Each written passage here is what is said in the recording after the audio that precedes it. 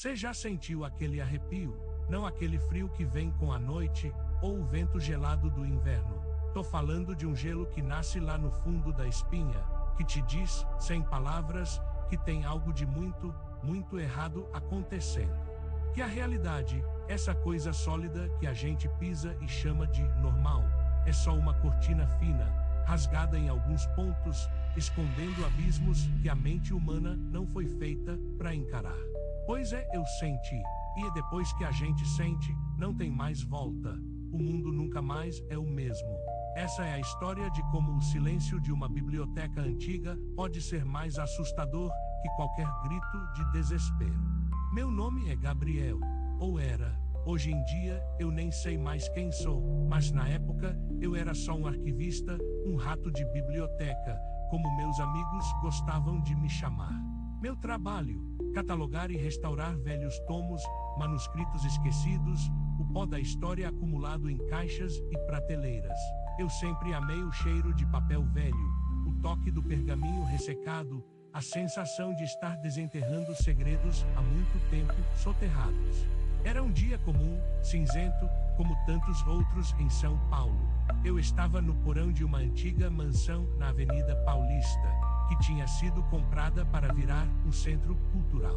Minha missão era limpar e organizar o acervo particular do antigo dono, um sujeito excêntrico, mas aparentemente inofensivo, que tinha sumido sem deixar vestígios décadas atrás. Um daqueles mistérios da cidade grande que a gente acaba esquecendo.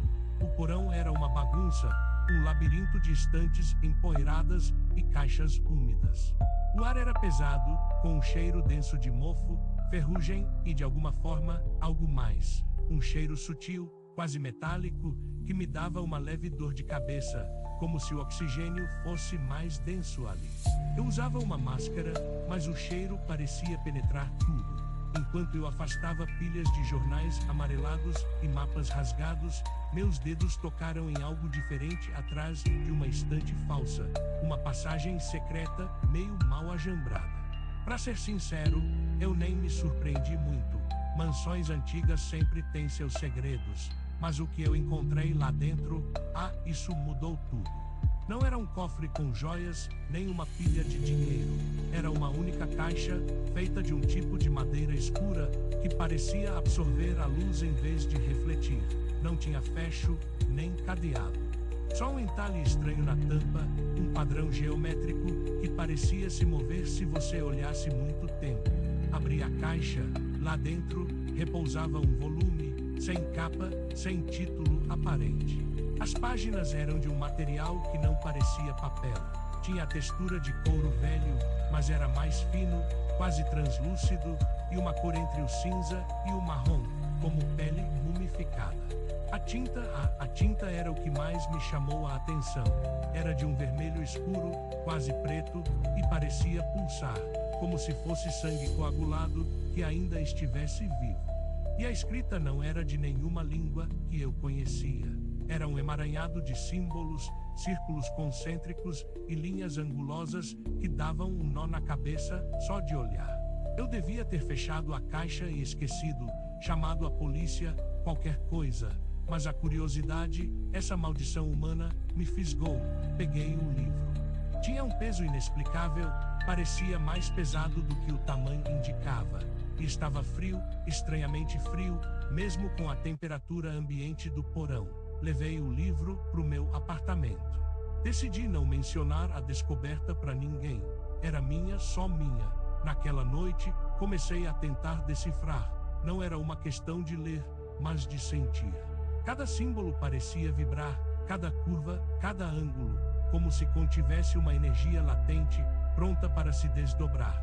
Minha mente, acostumada a padrões e lógicas lineares, começou a se contorcer, a flexionar de maneiras que antes eu julgaria impossíveis.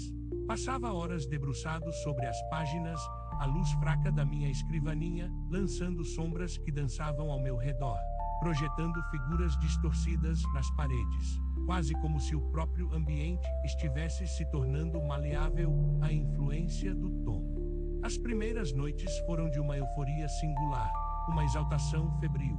Eu sentia que estava prestes a desvendar um conhecimento ancestral, algo que a academia, em sua miopia racional, havia há muito ignorado ou deliberadamente suprimido. Uma verdade que se escondia nas frestas da história oficial. Mas essa euforia, quase maníaca, logo deu lugar a uma fadiga esmagadora, uma exaustão que parecia vir não do corpo, mas da própria alma. Meus olhos ardiam, minha cabeça latejava com uma pressão constante, como se algo estivesse se expandindo dentro do meu crânio. Eu mal comia, mal dormia, e quando o fazia, minhas noites eram preenchidas por sonhos vívidos, perturbadores, que desafiavam toda a lógica do sono humano. Imagens de cidades ciclópeas, erguidas com pedras tão antigas quanto o próprio tempo, sob céus alienígenas, onde sóis negros e constelações impossíveis giravam em silêncio. Criaturas de formas impossíveis, compostas por massas amorfas ou geometrias que se dobravam sobre si mesmas, espreitavam nas ruínas dessas metrópoles esquecidas. Sussurros em uma língua gutural, que eu não entendia conscientemente, mas que ressoavam na minha alma, prometendo verdades terríveis e uma compreensão que rasgaria o véu da realidade. Comecei a notar coisas no meu apartamento. O ambiente parecia mais frio à noite, um frio que não vinha do ar-condicionado, mas de dentro das paredes, um gelo primordial. As sombras nos cantos se alongavam de uma forma esquisita, parecendo ter uma vida própria, como se fossem apêndices de algo maior que observava. Às vezes jurava ouvir um rangido vindo do teto, ou um arrastar suave de algo pesado no andar de cima, um som arrastado e úmido, mesmo sabendo que eu morava no último andar e não tinha ninguém acima. O cheiro metálico do porão parecia ter me seguido, impregnando o ar do meu apartamento, uma névoa invisível que pesava sobre cada objeto, sobre cada respiração.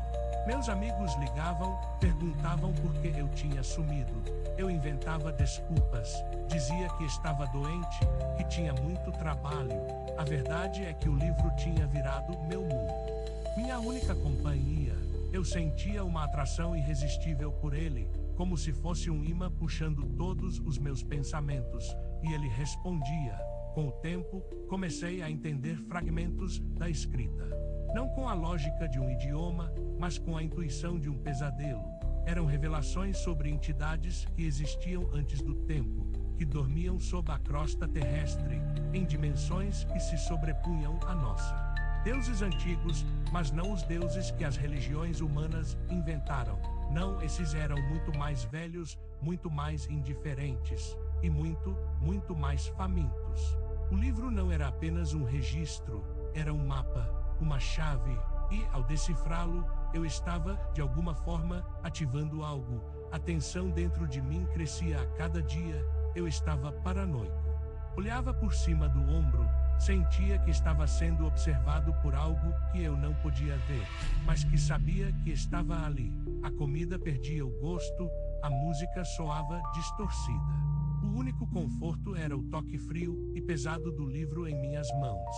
Uma noite, enquanto as luzes da cidade brilhavam lá fora, indiferentes à minha agonia, eu cheguei à última página.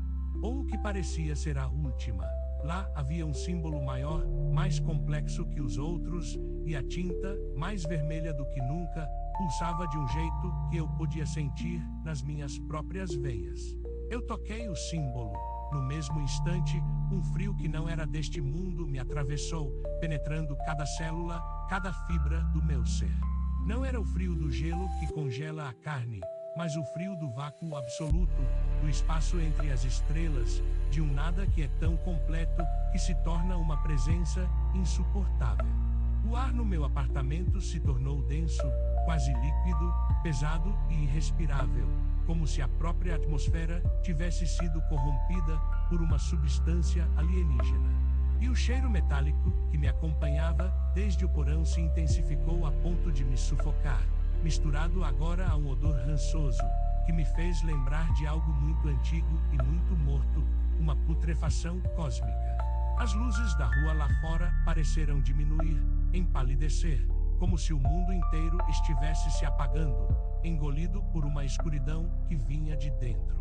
As sombras no meu quarto, antes meros jogos de luz, agigantaram-se, retorceram-se em contornos impossíveis, e não eram mais sombras comuns. Elas tinham volume, um peso invisível que pressionava o ar e a minha própria visão.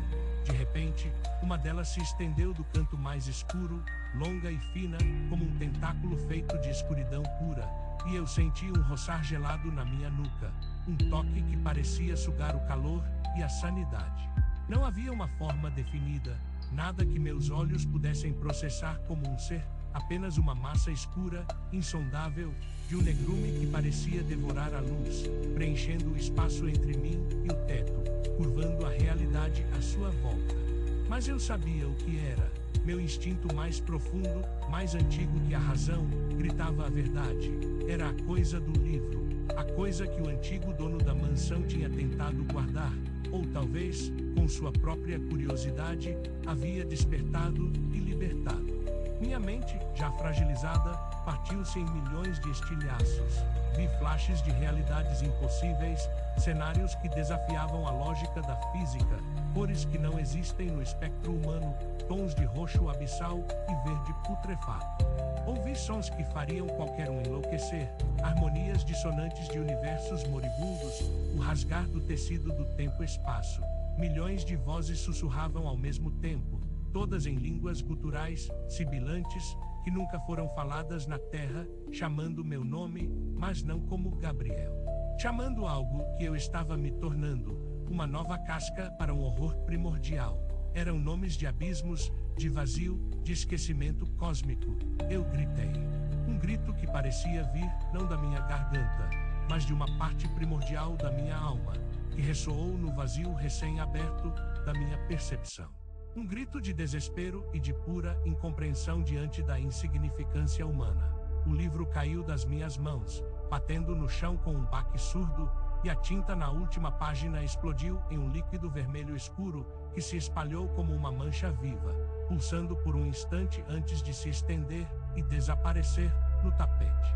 E então o silêncio, um silêncio mais profundo, mais pesado do que qualquer outro que eu já tivesse experimentado. A sombra recuou, ou talvez tenha se dissipado, eu não sei. As luzes da rua voltaram ao normal. O cheiro pesado começou a diminuir. Eu não sei o que aconteceu depois.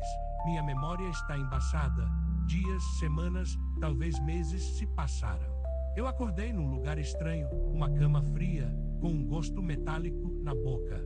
As pessoas que me encontraram disseram que eu estava desorientado, falando coisas sem sentido sobre dimensões e cores proibidas.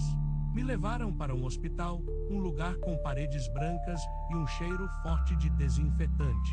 Eles me dizem que eu tive um surto psicótico, que o estresse do trabalho me fez imaginar coisas.